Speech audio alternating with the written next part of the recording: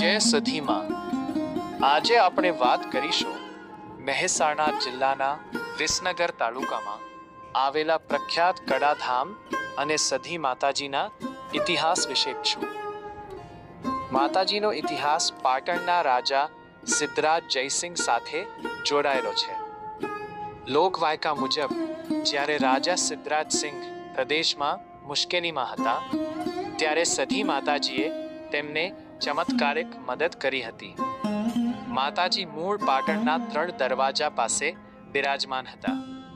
ત્યારબાદ રાવણ યોગી જ્ઞાતિના ભક્ત વીરભણ રાવણની અનન્ય ભક્તિથી પ્રસન્ન થઈને માતાજી પાટણથી કડા ગામે આવ્યા. અહીં તેઓ એક રોઈના વૃક્ષ નીચે બિરાજમાન થયા, જે સ્થળ આજે ભક્તો માટે આસ્થાનું કેન્દ્ર છે. આજે પણ રવિવાર અને મંગળવારે અહીં હજારો શ્રદ્ધાળુઓ પોતાની બાધા આખડી પૂરી કરવા આવે છે. ભાદરવી આઠમનો મેળો અહીંનો મુખ્ય ઉત્સવ છે.